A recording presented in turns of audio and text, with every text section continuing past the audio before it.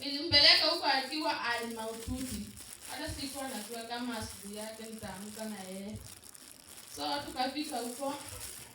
Mimi nikashindwa nitaanza wapi. Nikaona tu acha nipigie mama anisaidie kwa maombi. Nilikuwa down kabisa. So nikapigia mama. Pia harakati mtoto wangu alikuwa na madaktari almost 7 doctors. Walikuwa wanamhudumia. Hawajui waanze na wapi, wamuongeze nini. Juu alikuwa amekosa kila kitu kwa mwili yake. Within 1 hour mtoto wangu akaanza kureact vizuri. Oxygen ilikuwa chini kabisa, akaanza kureact, oxygen ikalimeni, kakuta 95. Nikaambiwa nimwangalie kwa 2 hours ndio tupande kwa ward. Mtoto wangu akareact vizuri, tukapandishwa kwa ward. Nikapelekwa ile room inaitwa acute room. Yaani hiyo ni emergency. Mtoto wako serious kabisa, tukalazwa huko. Mimi nikaendelea tu, mama akaendelea tu kuniombea. Mimi mwenye nilikuwa na yeye ananiambia mama Purity sikufe moyo, endelea tu kuomba Mungu. Wenye huyo mama anakupatia nguvu, hata wewe endelea tu kuombea mtoto wako. Kwa namwambia mimi hata sijui niseme nini. Kakaa acute for 3 days. Nikaona Mungu akitenda. Mtoto wangu alikuwa anakula, alikuwa anawekwa maji kwa line. Wenye anajua alikuwa anawekwa maji kwa line, alikuwa anakula. Hakuna kitu hata alikuwa anakunywa maji. Alikuwa anawekwa ile maji ya chakula for 3 days. Alikuwa anakula kitu. Siku ya 4 mtoto wangu nikaona akaanza kukula vizuri. Nikampea maziwa siku ya 4.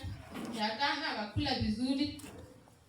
Sasa tukatransfer kwa ward inaitwa 3B.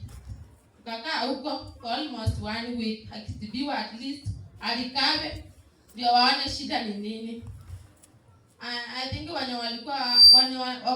member hapo wanajua alikuwa amefura tumbo. So wenye alikaa wiki moja akaambiwa aende apigwe CT scan ndio tujue shida iko wapi. Mimi nikiwa tu hapo kwa ward akaenda tu akapigwa CT scan. Nikaambiwa ningoje majibu for 2 weeks.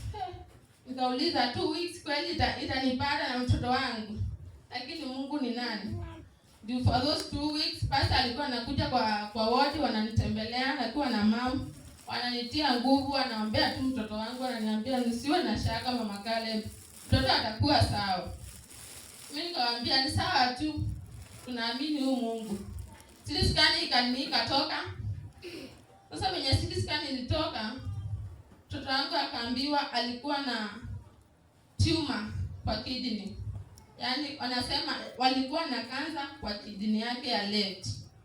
Hiyo siku ndio nilikufa moyo kabisa. Nikasema mimi nimeisha pisha mimi na mtoto wangu mimi nimekufa kabisa. Hata sikuwa na nguvu. Kapigia mama, kamwambia mama unajua aje? Ripoti yenye imetoka hapa hata sijui nitakwambia aje. Asikumpigia mama hiyo siku. Sijui ni Mungu tu alimtembelea akakuja. Niliitwa kunaitangwa kwa room yenye mtu anaendanga anaambiwa chenye mtoto wake amengojeka tu, anakuanga wanaongopa tu. Wengine wanaweza tense. Mtu anaitwa tu peke yake na huyo nurse mwenye anamwadvise chenye mtoto amengojeka. So mimi nikaitwa nikaambiwa unajua mtoto wako ako hivi na hivi na hivi, amengojeka hii na hii. Nakwambia nililia, nikamwambia wewe unajua nini? Mimi kufika hapo usiniambie kitu kingine. Mimi hata niko sawa. Kufika hapo niko sawa. Sasa nikulia. Nikalia akaniambia lia yote ikutoke tu sasa. Hakuna otherwise naweza kuambia. Hivyo ndio sasa report iko na hakuna otherwise. Nikamwambia sawa. Sasa wenye nilitoka nje sijui nilikuwa naangalia side ya left hivi nilikuwa nimetoka kwa room. Sasa nikaona mama akanifanyia hivi. Hata sikuwa namuona vizuri tu kulia nilikuwa nimelia. Hiyo ni Mungu tu alimtuma tu akakuja hiyo siku. Siku ya kwanza kupewa ripoti ya mtoto wangu niliona mama. Na mama akaniita tukakaa mahali tu. Nasha alikuwa anauliza kama kuna mtu anaweza kaa na mama Caleb tu yuko sawa. Sasa mama venye alikuja tukaongea naye, mama akanitia nguvu akaniambia imagine hiyo ni ripoti ya daktari. Wacha kukupa moyo, wacha kushinda ukilia, jitie nguvu, kila kitu itakuwa sawa. Sasa mimi nikamwambia sasa mama unaniambia kila kitu itakuwa sawa, na mtoto wangu anaambiwa sijui ako na nini, ako na kansa, atakunywa dawa, sijui meno itoke. nywele zitoke, vidonda zitoke, mtoto atakuwa wai kweli mama? Kaniambia what? Unajua nini? Mtoto atakuwa sawa. Wewe amini tu, mtoto atakuwa sawa. Tukaomba na mama akanitia nguvu, akaniambia wewe nitie nguvu, nitakuwa nakuja tu kusalimia na tunaomba tu, nitakushikilia kwa maombi. Imagine mama alienda nikashikwa na nikachukua tu nguvu, nikajitia nguvu kabisa na nikarudi kwa ward. Lakini nasi alikuwa anakuja nikiona huyo nasi ananiongelesha, machozi tu inaanza kutoka. Hata kwa leo nimetoka Kenyatta kama huyo nasi takangi kuona huyo nasi. Alinikosea kabisa. Lakini hakunikosea tu, aliniambia the reality kwenye wanaambianga watu wengine. Sasa mimi nikakaa hapo. Yaani tulikuwa Tuesday, Wednesday mtoto wangu akaanza hiyo inaitwa chemotherapy. Hizo dawa wanaziita hizo za kansa. Mtoto wangu akaanza. Mimi nangoja tu nikapewa madawa na utakuwa unampea in case of atoke vidonda, in case of ashiko na joto. Nikikaa hapo siku ya ina ndio alikuwa anaendelea na dawa, nikaona pasta baba Nyambu na mama Nyambu na sister Karo akakuja. Niliwaona yenye tu ilikuwa natoka tu ni machozi. Wakaniambia sasa unalia nini mama Kale? Na mtoto tunaona ako sawa. Nikauliza kweli mtoto ako sawa? Wakaniambia mtoto ako sawa, hata kushinda ukilia. Nakwambia nililia, nikalia, nikaona sasa mimi sijui, mimi nilikuwa nimejichukia kabisa. Wapendwa, wacha niwaambie. Sasa mimi wakanitia nguvu, tukaomba, akaniambia imagine hizo dawa hakuna venye zitafanya mtoto wako. Mtoto wako atakuwa sawa kabisa. Sisi tukaendelea. Sunday nikaona wapendwa my fellow members wakakuja church. Imagine walikuwa wamejaa kwa ward mpaka watu wa ward wakatoka. Walikuwa kwa vitanda wakatoka. Wakaingia. Mwenye aliingia kwanza ni baba Victor, baba Nyambu, akaingia wakajaza wote, nikashindwa kwa nimetoka kwa church na tena mkaamua kukuja. Wenye niliwaona, nilichukua nguvu nyingine, nikajitia nguvu kabisa. Yaani mkanitia nguvu, mkaniambia hata kama imani yako imeenda chini kabisa, wewe usijali, tutakushikilia, imani yetu iko juu, tutakushikilia kabisa na mtoto atakuwa sawa. Imagine mimi kutoka hiyo siku sikurudia kulia tena. Nilijitia nguvu na nikajua kuna watu wananishikilia. Kama mnaweza waste time yenu kukuja Kenyatta kunitia nguvu, mimi nilisema hata mimi sitarudia kulia tena. Nitajitia nguvu. Nikaendelea. Mtoto wangu akamaliza madawa. Sasa akaambiwa lazima aende surgery. Akaenda surgery. Hivyo tu mama alikuwa ananishikilia, pasta ananipigia, pasta anakuja. Nikiwa tu niko hapo tu nimetulia tu. Nimeanza kufikira, naona tu pasta ameingia kwa ward. Ananitia nguvu, tunaomba. Nikiwa tu niko down kabisa, mama anaingia na pasta. Ananitia nguvu, tunaomba. Imagine nikapata hata siyuko, niko sawa kabisa. Mpaka wenye niliwapata huko wenye waliniona siku ya kwanza nikiingia hiyo ward. Wakaniuliza, mama Kale, umekuwa na nguvu nyingine hata tujui ulitoa wapi? Nikawaambia acha tu, hata nikiwaelezea mwezi jua, ni Mungu tu amenishikilia. Sasa mimi mtoto wangu akaambiwa lazima aende surgery, atolewa hiyo kidney. Wenye mnamuona hapa ana kidney moja ya left. Sasa akaenda surgery, mtoto wangu akatolewa kidney, akazidiwa, akaenda hadi ICU. Mimi niliambia pastor, kaambia mama, hiyo siku alikuwa anaenda. Kaambia mama, najua aje mimi, hebu niombee tu saa hii sasa nimefika ile wakati hata nijitie nguvu aje. Siwezi vumilia, hata sijui nitasema nini. Hiyo siku ilishinda kama ninalia. Upeana mtoto hivi kuenda theater, alafu ukae bila mtoto unangojea. Sio kitu rahisi wapendwa. Mama akamuombea vizuri. Akaniambia akiingia tu hivi, niambie nitakuombea. Nitakuombea tu Mungu akutie nguvu na atakuwa na yeye. Sasa mimi venye alimuombea mtoto akimaliza tu hivi maombi ya mwisho. Nilisikia daktari wa surgeon amepiga simu amesema tunangojea Caleb saa hii. Tukaenda tu. Sikuwa na nguvu. Best yangu ndiye alikuwa ananishikilia ananiambia kila kitu itakuwa sawa. Lakini hiyo last Friday kuna mtoto alikuwa amepelekwa surgery, lakini akafanywa kila kitu lakini hakuamka. Sasa nilikuwa na imagine kai, lakini nikasema kila kitu itakuwa sawa. Ukiwa na Mungu kila kitu itakuwa tu sawa. Nikampe venye tulikuwa tumekaa hapo tunangojea waiting bay. Nikapigia pastor, nilipigia mama nikapata hapatikani. Nikamwambia pastor, sana ngojea sasa mtoto wangu nimpeane aende theater. Sasa mimi nibaki hivyo. Aniambia tuombe. Tukaomba tu na nikapeana mtoto wangu. Nikasikia bado nguvu nyingine imeniingia. Nikamwambia yule madam, acha tuende kwa room tukakae huko. Tukakaa kwa room. Tukikaa hivyo baba kale akaingia. Nikamwambia mtoto wewe umechelewa, mtoto ashaenda theater. Na kila kitu iko sawa, lakini pastor amemwombea, mama amemwombea. Aniambia sawa, kila kitu itakuwa sawa. Tukangojea kutoka saa 3 mpaka saa 10:30. Ndio daktari alipiga simu akasema, "Mwambie mama Kale baada angalia mtoto wake ameenda ICU." Ametoka theater vizuri, amereact lakini kuna anapaswa aende ICU angaliwe vizuri juu mtoto wangu tumbo yake ilikuwa imekula sana, hali yake haikuwa sawa. Mimi nikasema ICU tena. Akasema sawa basi. Nikapigia mama nikamwambia mama, imagine mtoto wangu ameenda ICU. Akaniambia haina shida Makale, nilikwambia kutoka mwanzo usikuwa na wasiwasi. Huyo mtoto atatoka ICU akiwa mzima. Alikaa Friday, Saturday, Sunday, Monday, Tuesday ndio nilitiwa mtoto wangu. Nikaambiwa niendee mtoto ako sawa, akapimwa kila kitu. Akapimwa hiyo kiti nyingine akapatikana iko sawa, ina function vizuri. Mwili yake iko sawa, kila kitu iko sawa, hakuna shida yako naye. Nikarudishiwa tu mtoto kwa wote. Sio ni kushukuru Mungu. Nakwambia hiyo siku sijui nilisikia aje. Nilishukuru Mungu tu, nilikuwa nalala kwa bedi peke yangu na sina mtoto.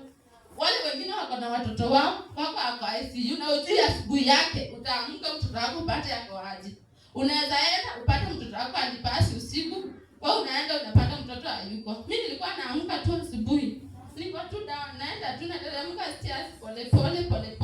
Nikifika tu kwa room ndio nilikuwa at least nakuwa niko sawa. Nikipata mtoto wangu.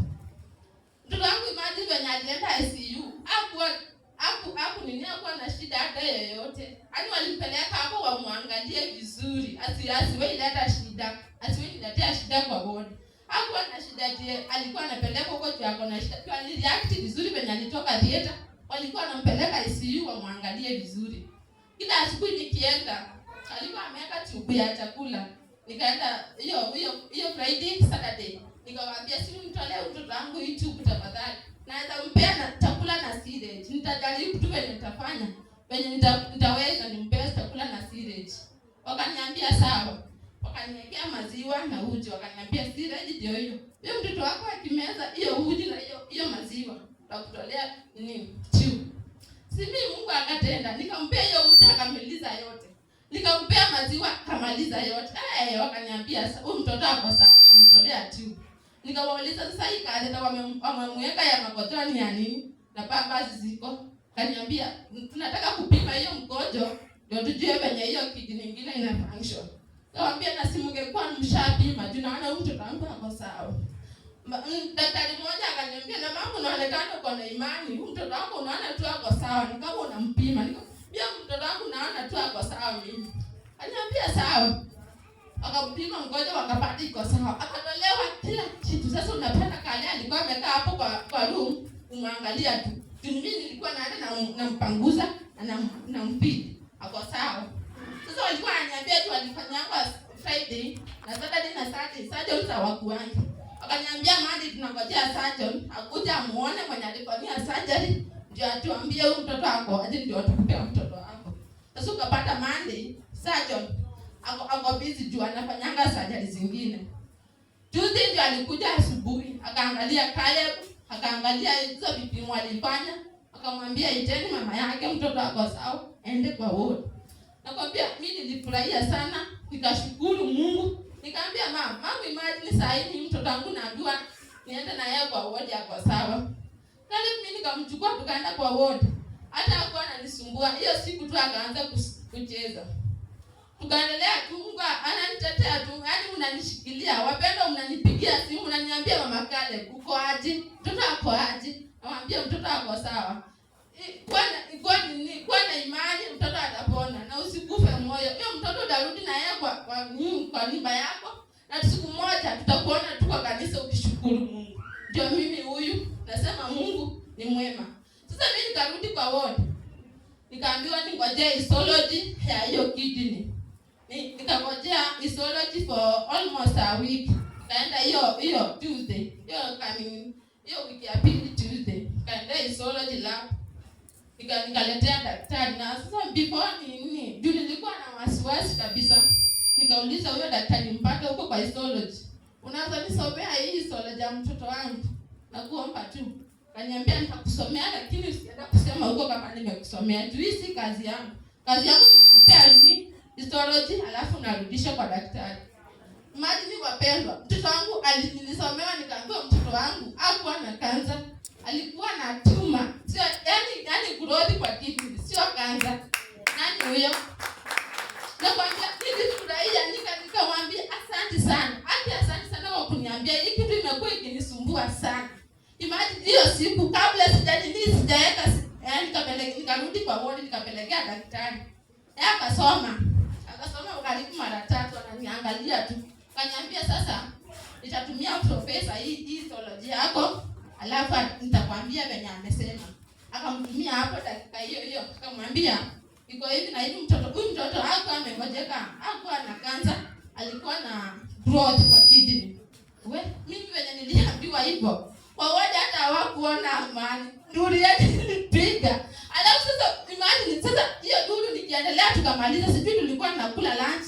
Mama ndio huyu na pasta. Ndio walikuwa wa kwanza kujua hiyo mtoto wangu si hakuwa mgoja. Walipata histology kwa kitanda. Hata baba Caleb hakuwa anajua. Wakakuja na mimi sikuwa najua kama wanakuja. Wakakuja kwa kitanda. Wakakuja kwa ward. Nikamwambia mnajua ati mama, imagine mtoto wangu ameambiwa hakuwa mgonjwa nini? Yeye hakuwa mgonjwa kansa, alikuwa na growth kwa kidney. Nikamwambia si huyu ni Mungu, wapendwa. Mungu amenipigania. Mungu amenipigania. Nataka kuambia mwenye anaabudu kwa hii kanisa na kwa hii madhabahu, amwamini huyo Mungu. Kuna Mungu kwa hii kanisa na kwa hii madhabahu. Wapendwa, wacheni niwaambie, nimeona Mungu. Sasa wenye waliona hivyo, walipea mtoto wangu hiyo dawa ya chemotherapy ya kansa. Ukapata wako tu huyo nurse penye aliniita akaniambia, Mama Caleb, jua na hiyo ni report ikitoka, wao wanashare wote. Sasa unapata kila mtu ananiambia, Mama Caleb, akati si now you are shining, your face is shining. Nikamwambia hata sio kushine.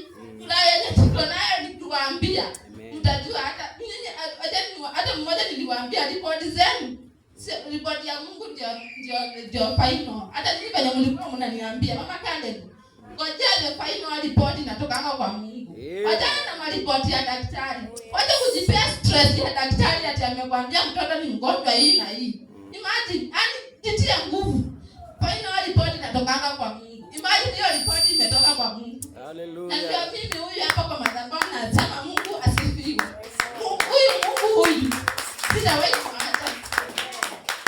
Penda sijui niseme nini. Imagine hao watu kwenye chenye walikuwa wananiambia sasa sasa ndio ilipata Tuesday.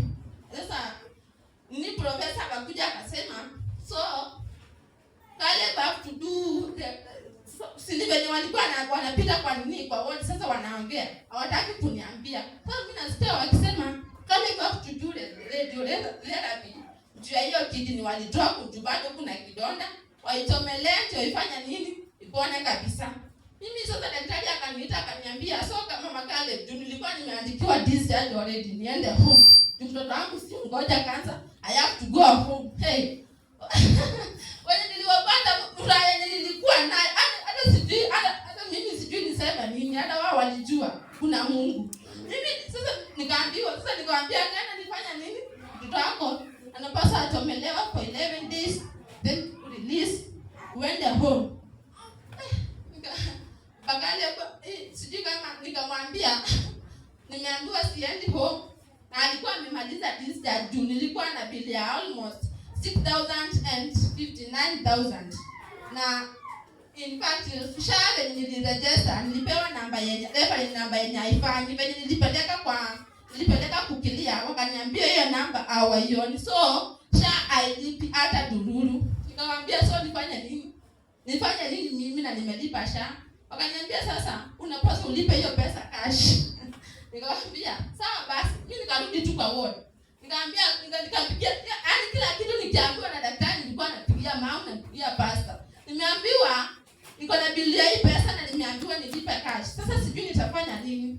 Akaniambia kuna Mungu. Hiyo bili Mungu atakilia hiyo bili. Sasa nikakaa hapo Pastor akaniambia usikuwa na wasiwasi, kila kitu itakuwa sawa. Hiyo bili italipa yote. Usikuwa na wasiwasi.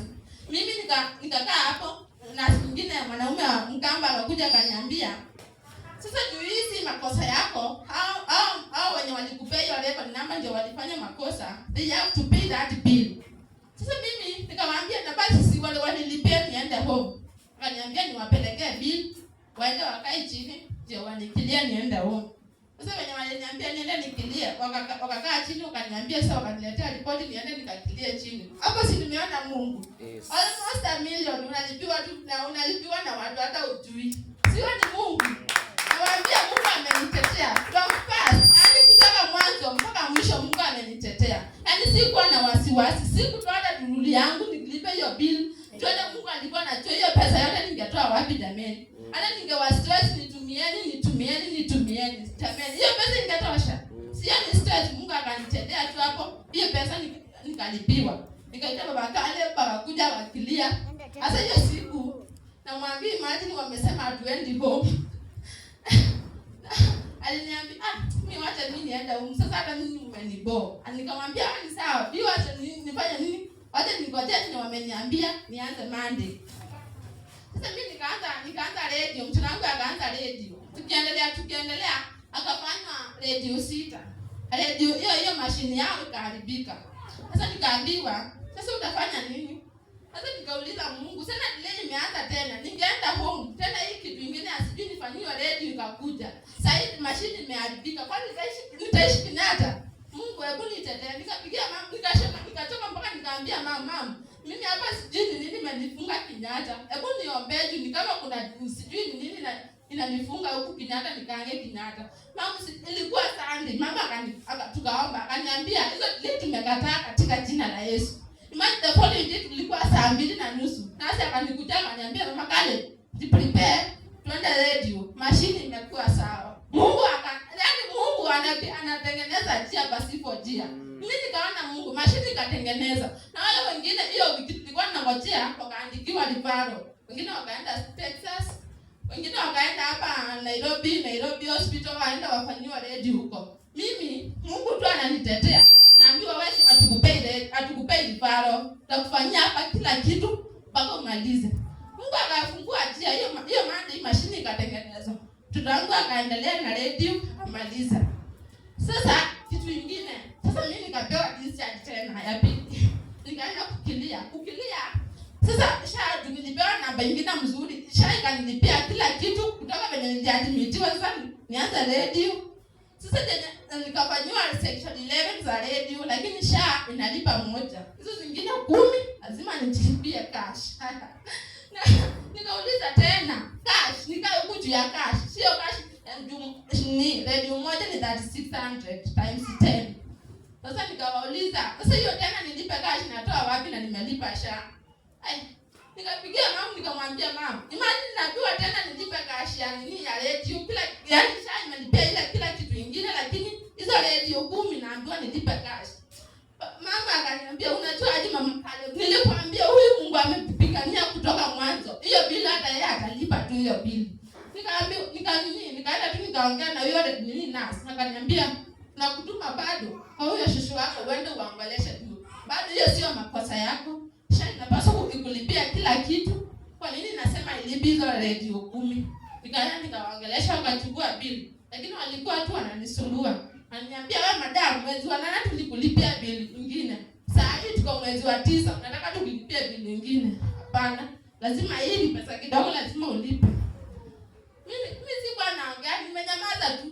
Mimi nikarudi kwa wao nikawachia bili. nikarudi kwa ward.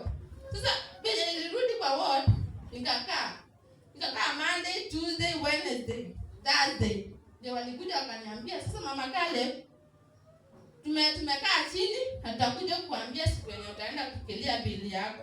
Mama mtu ananipigia simu, amesema aje?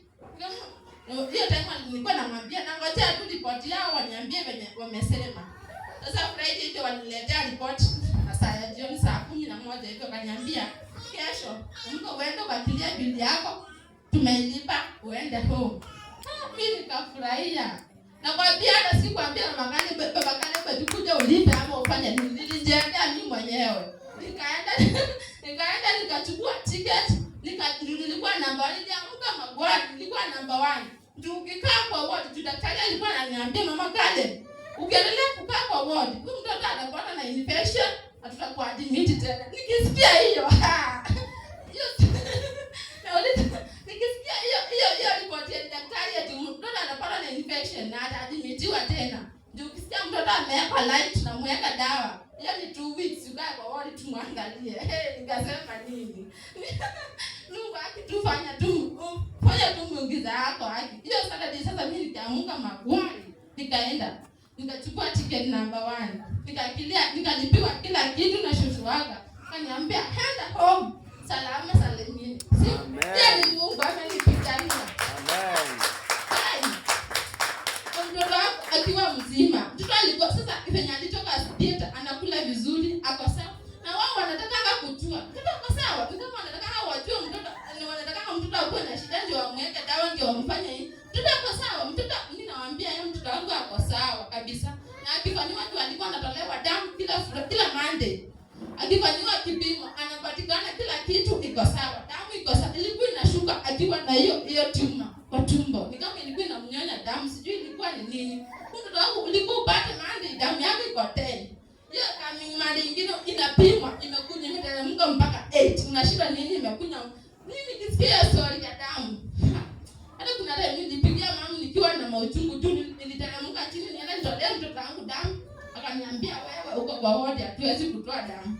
Sasa nikashinda nitatoa damu wapi? Nilipigia mama nikiwa na hasira. Nikamwambia mama, mtoto wangu anaambiwa naana damu na nimekosa damu na nimekosa. Na sijui nitafanya nini. Mtoto nitamwacha hapa na nienda kabisa. Akaniambia usimwache mama ni alisikia hivyo. Ni following day akakuja akiwa na pasta. Akanitia tu nguvu akaniambia usiache mtoto, kila kitu itakuwa sawa. Lakini alikuwa ashapata damu, amewekewa damu, alikuwa tu sawa. So nataka kuwashukuru sana mama na pasta, mbarikiwa sana. Na washirika wenzangu, Mungu awabariki sana, mmenishikilia, mmekuja kuniona hosi, mlikuwa mnaharibu credit yetu kunipigia simu. Wengine pia wanakuja usiku nitembelea. Kukaa Kenyatta for almost 5 months. Si rahisi wapendwa. Si rahisi. Inagharimu tu mkono wa Mungu. Mimi nataka kuwashukuru, Mungu awabariki. Na sijui niwaambia ila tu Mungu awabariki sana. Nataka kuwaambia mheshimu wapendwa mama na pasta. Wamenishikilia sana na ndio hata sijui nitawahi wafanyia nini. Mungu tu anibariki nipate pesa. Na nataka kusema hivi. Ile pesa niliadmitiwa nayo Kenyatta, nilikuwa nakaa tu. Kuna Mama Grace alikuwa ananiambia, Mama Caleb, ungekuwa na pesa, ungepeleka mtoto wako Kenyatta. Sasa nafanya masabu ya Kenyatta na sina pesa. Nasema, ningekuwa na pesa mimi ningempeleka, lakini si Mungu tu naona sina pesa. Pastor alikuja akaniombea siku moja hapa, nikapata kibarua. Nikapata kibarua for 3 days. Sasa siku ya 4 ndo nilipeleka mtoto wangu Kenyatta. Hiyo pesa nilifanyia kazi ndio niadmit mtoto wangu nikaingia Kenyatta. Imagine sina Mungu. Kama singekuwa na hiyo pesa mtoto wangu nakwambia singeamka na yeye hiyo siku. Kama singempeleka Kenyatta, mtoto wangu angekuwa uhai siku ya leo. So nashukuru Mungu, anawashukuru nyote. Nimekuja kugundua this is not only this